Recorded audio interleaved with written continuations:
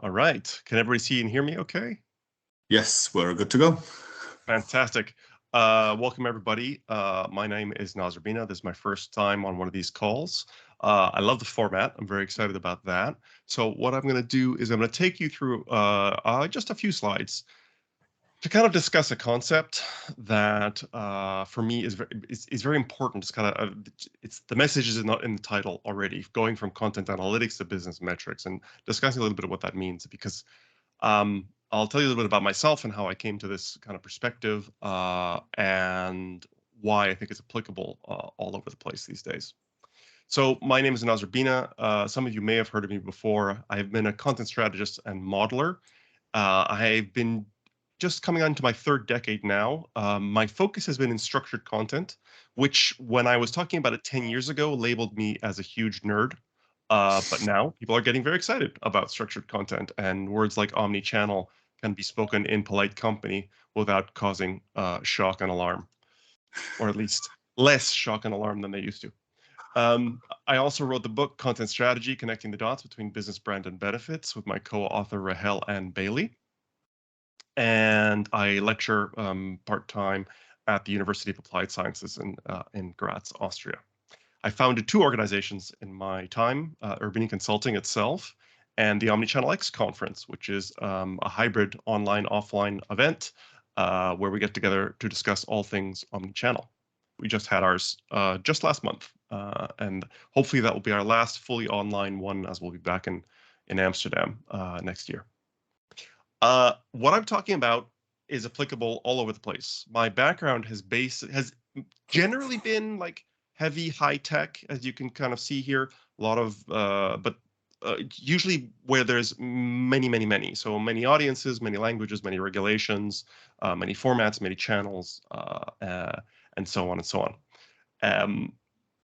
However, I always like to see that this kind of thing is applicable to your corner restaurant. You know, I take scuba diving, and I was learning how to scuba dive with with an instructor, and I was talking to him about what's wrong in the world.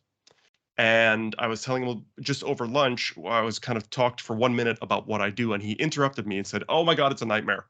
I have my Facebook page, I have my WhatsApp group, I have my posters around the store, I have my flyers, I have my, my internal databases.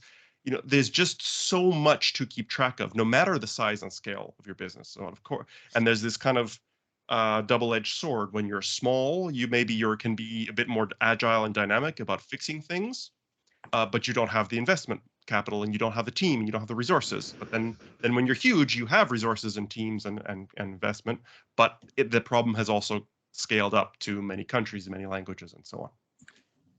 The one that I'm going to focus on today, which is, for me, one of the pillars of getting omnichannel right is the measurement side. And the killer for me is the thing in the title, that analytics data are not business metrics.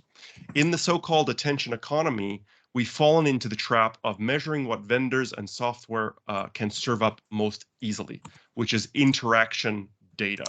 So what I'm going to be talking about in this session is that we kind of mix up this data, which is usually out of the box or out of the box plus light configuration that comes out of our tools, with real business metrics. And the business metric measures the flow of value, which of course is tied to revenue, in, out, and around the brand.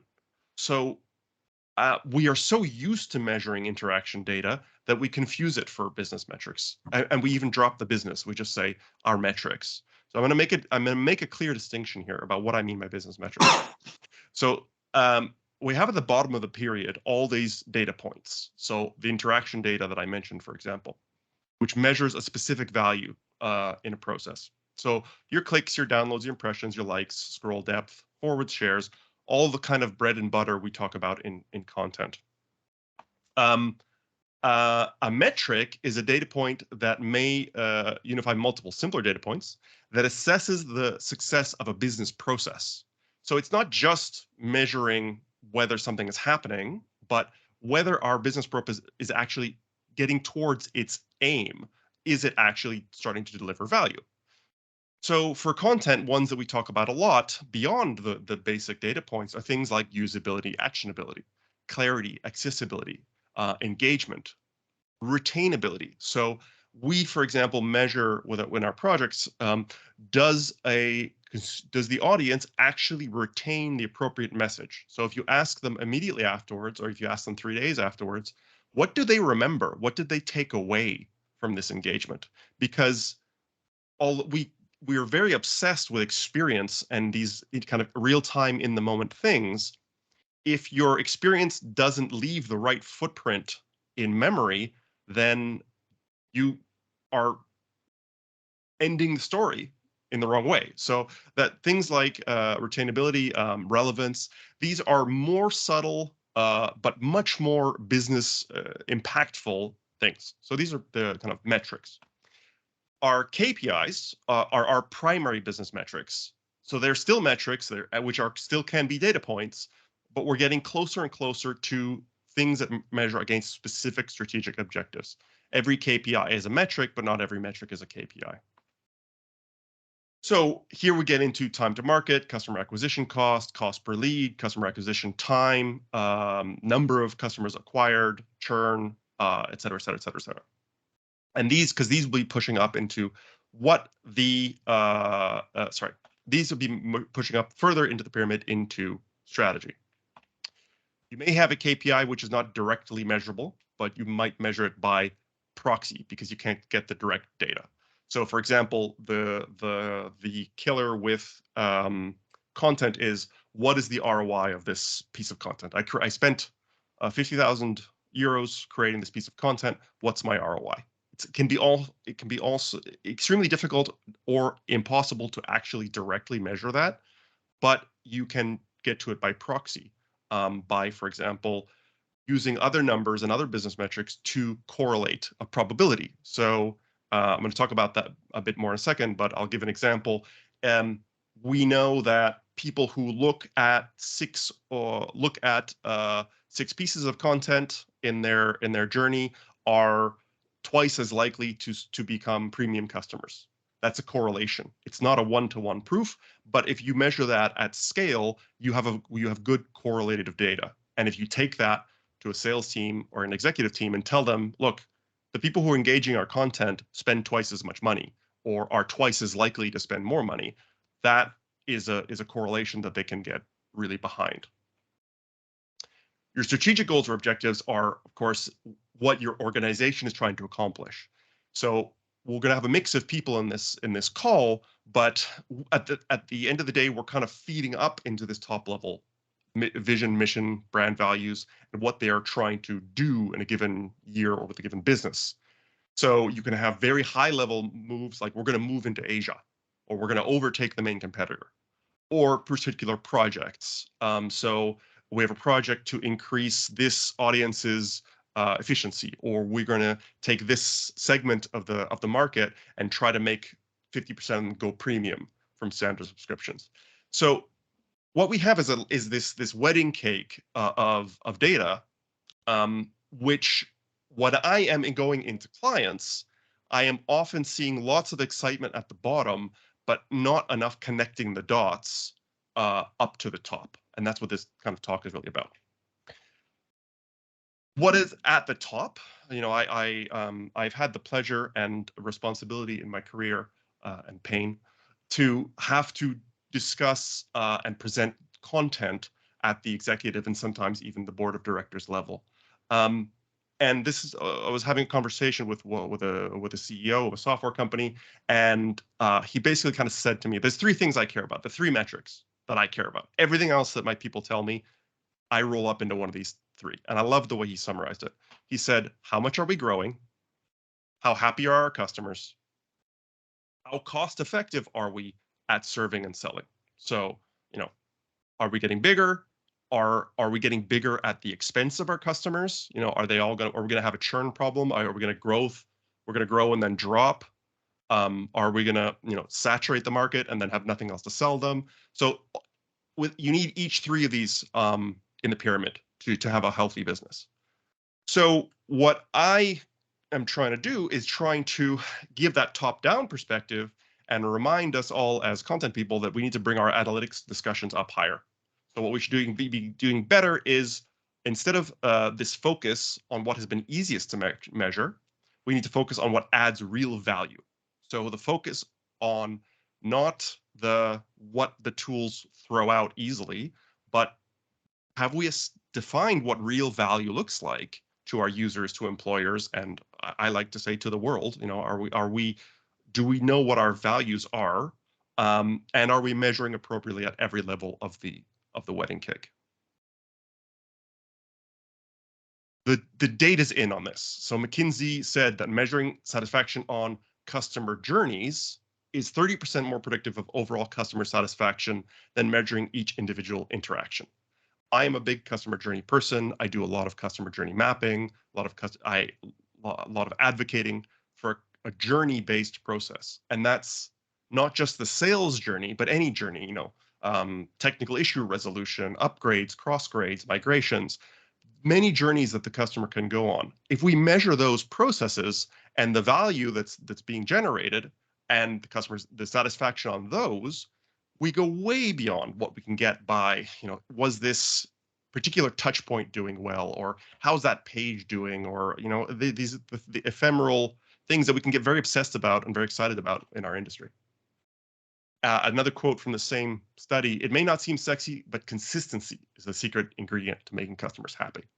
So measuring for consistency, I have seen very few customers really doing that.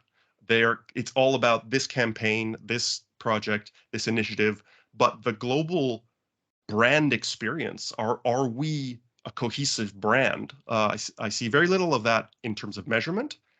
On the flip side, I see dozens and dozens and dozens of one, insert your brand name here, or unified brand name. Everyone knows that they're inconsistent and they all want to get things consistent and have a coherent conversation, etc. But that's very often not applied to the content. One metric in particular that I really love is customer effort. Customer effort, you can see lots of blogs that it's the new net promoter. We were very focused on, will people recommend us? Will people promote us? Customer effort is 40% more accurate at predicting loyalty than customer satisfaction. So as an omni-channel person, as a customer journeys person, I'm looking for the long game. I'm looking for the relationship play. Is this going to be a high value relationship over the long term, as opposed to, are we going to get a share right now? Or are we going to get, some net promotion? Are we really making it easier for them to go on their journeys? That will breed long-term relationship value. You're seeing tools like this come up. So you're registering for an event. So you registered for this event. And then these pop-ups that say, how easy or difficult was it to register for this event? That's a very simple way to measure customer effort. And there's other ways you can kind of plug it into a particular journey measurement. So in other words, understand what the audience's expectations are, design everything to meet them with an actual design process, and then measure whether you did so.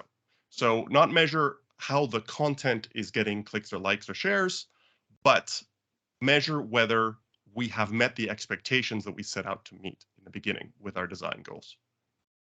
So it's a different kind of perspective on content than I get when I go into a lot of companies. So before we can do that, I've given lots of, this has been the perfect consultant presentation so far, because I'm telling you a lot of stuff to do, but not telling you how to do it. So to actually get moving with this process, there are some things that you need to get into your organization's DNA. The journey maps. So I've mentioned that. Why a journey map? You need a shared and consistent definition of what you're measuring. What I call the 5 W's: who, what, when, where, why. These are having a picture of a particular business process and how it plays out today, and also being able to brainstorm together how should it play out tomorrow, and sharing that across teams and initiatives is transformative. A lot of customer journey mapping is kind of done because we're going to launch a product, or we're going to launch a site, or we're going to do an initiative or a campaign. So we commission some journey maps and we create these pretty PDFs, which we look at once at the beginning of the project, and then they kind of go away. And I see dozens and dozens of journey maps and dozens of personas all over a large enterprise. But very few of them are ever updated. Very few of them are ever shared in any meaningful way. People have to go looking in folders and find that PDF that they got from that consultant. You can manage journey maps today and manage them as a piece of market intelligence that multiple departments can look at from different perspectives so that they're all plugging into that shared definition. And the who, what, when, where, and why form a taxonomy. You actually have to have a naming and categorization system that makes sense for your numbers if you're going to measure effectively. So I had a client, a very large manufacturing client, who called me in desperation because they had all this website data coming from the front end, and then they had all this CRM, sales training, and support data in the back end, and the two simply could not be compared. They could not connect the dots. They couldn't say this was happening on the front end, and then this person called in and had a technical query, and then they made a purchase, and then they asked for some. They couldn't go through that process because the two systems, not because they couldn't be technically integrated, but because they had been strategized and configured by different people using different languages for categorizing things. So you couldn't map. You couldn't see what was an apple and what was an orange to make your comparisons. I'm going to break down a little bit about. This is like my 1-minute guide to how to do a customer journey, as I think properly. At its simplest, a customer journey is questions over time. So you may have seen customer journeys, which are those diagrams that say, look, I look at an email, and then I download a brochure, and then I kind of go to a webinar, and then I buy something. I hate those diagrams. When I'm talking about a journey, I'm talking about I want to get a mortgage. So what are my first questions? My first questions are, what kind of mortgages are there? Is this, a futile endeavor? Do I have any chance of getting a mortgage? What banks should I talk to? So immediately over time, my initial question of how do I get a mortgage breaks down into sub questions. And as I move along my journey, I will come up with new questions, and content exists to answer those questions. So questions over time, I think, is an excellent simple equation for figuring out what a customer journey looks like. If you want to get more sophisticated, you multiply certain questions by their emotion. I'm really nervous about the question, am I going to be eligible? I'm less emotional about which bank. I want to get a bank, but whether this is going to happen or not, that's a much more emotional question for me. So you need to prioritize based on emotion. And if you're getting really sophisticated, you can add context, which is that, so if I'm getting a mortgage, it's different than at my age, than my mother getting another mortgage in retirement, or if I'm, evaluating healthcare or buying a new car, et cetera. The context will change the journey as well. And sophisticated customers will manage these different parameters when they're doing journey mapping. And that's where you get the who, what, when, where, why, which is your taxonomy of what you can track. What people from what segment looked at what content on what channels, when did they do it? Do we know why, what the life moment they were in? If we have these things shared, then we can analyze journeys based on the value they're delivering, and then we have context not only for their experience, but for these numbers that we're turning up. And then we can start to calculate real business value. Very quickly, this is just kind of what my customer journey mapping looks like. So we have the questions across the top, which we kind of do and then what processes and channels. This is a very flat journey, but then we've got the ideas, calls to action, requirements, and these are the kind of things down here in things like calls to action. Now we're saying we have a click in context. What does this click mean? Because why was it done? By who? And what process were they in, and so on. So we can start to add much more meaningful capturing points for our data because we put it in the context of the journey. And our taxonomy is a thing I've used the word before, but I guess I'll define it in a bit more depth now, how it fits in. They make it possible to assemble, organize, track, and recommend. So in this session, we're focused on the track bit. So we can look at behavioral analytics and preferences, and then based on fields and the actual values, we can say, okay, what, when, where, why? Like what segment, what pain point are they addressing, what product group, for example.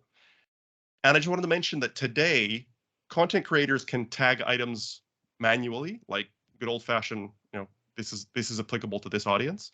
But today, in the same way that automatic translation was a joke 10 years ago and now is a multi-billion-dollar business, automatic tagging is a real thing now. So can your systems automatically tag and categorize or propose tags to a human being who will approve or reject them? Consumer then accesses the content, and the content is assembled based on the consumer's profile. So rather than us creating pages and publishing them, systems can understand a taxonomy and a user and appropriately deliver the right stuff to them. Then the channel can capture further analytics, for example, most viewed content items by that kind of group or by that individual, and then deliver more content based on preferences. What does the consumer want? What campaign are we trying to run? What does the next best action look like? And so on. The consumer is presented with content relevant to their needs and interests, and we measure whether we're delivering that relevance. So this is how it all kind of fits together.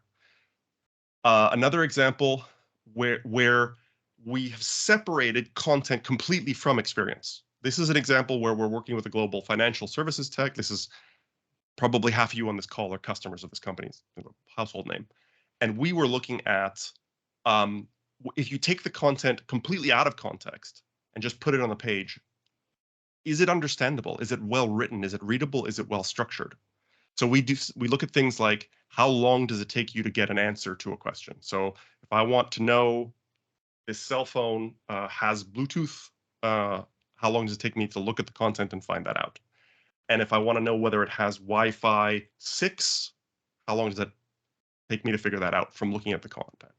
And we would ask them to different variations of the content based on different writing styles and structures, and then we can do before and after analysis and say, look, we changed the content, not the channel, not the search engine, not the tagging, the content itself, and we made time to find an answer 42% faster. Their reported satisfaction went up 45%. Their confidence that they found the right answer went up 27%, which prevents calls to support, which prevents accidents, which prevents lawsuits. And then actual accuracy, which is how much of the time were they actually able to report the correct answer? In this case, we had a customer who people couldn't figure out what they were reading. They found the pages, but then they couldn't understand what they were looking at. So we took the correct answers from less than 20% to over 64%. The numbers are not particularly important, but the point is you can create a graph like this if you set up a measurement strategy, and then you can go into the executive and go, look, content makes a real difference to support, to brand, to operational efficiency, and so on and so on. So I want to stop it there because this is a short call, and I want to have kind of the discussion bit now. So I'm going to go to Thank you. My wrap up here. I laughed when you said that you were avoiding making this the perfect consultant call. Yeah, it was. So I just want to just kind of settle up now and not make it the perfect and allow you. No, you've done well sharing the tips and recommendations. I really appreciate that. Okay, thank you. So I just want to kind of sum up on going back to these three ideas. How much are we growing? How happy are our customers? How cost effective? So I hope that I've helped kind of connect the dots mentally. So we're going to have a good discussion about saying, how much are we growing? We can say, well, how much does content engagement correlate with leads and deals? And so that we can talk about the growth discussion. For happiness, how are we doing on customer effort score and customer satisfaction with the customers that read our content? And then how much are we lowering costs or reusing across region scenarios, et cetera, with our content? I hope that was helpful. And please, Janice, tell me how we handle this now for the discussion. Very good. No, thank you. I generally meant that you gave sparked a lot of good thoughts there. I like your thinking on, thinking differently about customer journeys and customer effort being the new net promoter. I think there's a lot of interesting things here. Finding the ROI of content is a little bit the holy grail. If we jump to the chat, there was a question from Peter at the European Commission. Most of your examples and talk was predominantly around the private sector. I'm sure you've also worked a little bit with public sector organizations. Can you just offer a little bit of help translating it to public sector? So it translates very easily. In fact, this approach is very specifically good for public sector because it talks about value delivered. So if we're public sector, we have a commission, or we exist to deliver a service to the public. So here we can talk about whether we are advancing the public good based on a journey, based on clear metrics. And so you can take the sales aspect completely out of it, because what is the public sector organization's reason for being? So how can we map content metrics to that architecture to say, are we delivering value to the public? So I think it translates very easily, and yes, I have done it a few times. I'm trying to read the body language of Peter here through the screen, and it sounds like he's agreeing. I'm going to stop my screen share because I can't see anybody anymore. Yeah, it's all good. Any other questions, comments, reflections here? We're coming up at the end. I will get a copy of the slides like I promised. I'll share it alongside my notes and the recording so we can keep the conversation going. You'll also get the contact details for Noz, so you can reach out, connect on LinkedIn, etc. But we do have time if anybody wants to brave a question, a reflection, something you learned. I can also do the approach I did in the beginning of the year, just pick on somebody. I have an open question, which is... why don't you ask us? Yeah, exactly. So what do people... What are you scared of? So I've given lots of great stuff that can be, it's all good, shiny, happy. What are you going back and going, that's going to be the challenge for us implementing something like that, or I don't see it happening for us. Because all right, let's jump to Jonathan. Would you mind picking that one up, Jonathan? Not at all, Jonas. Thanks for that, Noz. That was really helpful. I think the bit that sort of scares me the most in that is taking some of our clients on that journey from sort of what would you call it, measuring interactions to measuring customer journeys. Because although we speak about customer journeys, you're absolutely right. All of the emphasis is on measuring interactions. And then you've got a load of data, and most people either ignore it because it's overwhelming and difficult to understand, or they do try and interpret it and end up misinterpreting it. My favorite phrase is, we're data rich and insight poor. Yeah, which I've seen before, and I think that's probably the first time I've seen talk of measuring the customer journey. It makes complete sense. I loved your bit about the whole taxonomy piece. That's something we've been banging on to our clients for a little while, is that it's not just about the content, it's the way that you enrich your content, and that's going to create the value downstream. But of course, it's really hard to invest in that now when you're on a limited budget and a limited time scale, and your time poor. So yeah, for me, it's the working to educate, probably less so within our teams, but more so at the actual implementation side with end clients. Getting them to think. I knew I could count on you to summarize this call. Thanks, Jonas. Much appreciated. Thank you, Noz. Home run, great. Thank you very much for doing it. Thanks for getting these slides together. Thank you for finding the time in the heat down in Spain. Hope it cools down soon, and then we'll keep the conversation going. Thank you once again, Noz, and thanks everybody who joined. Thanks all so much. Cheers. Get in touch. Thank you. Bye-bye. Bye-bye.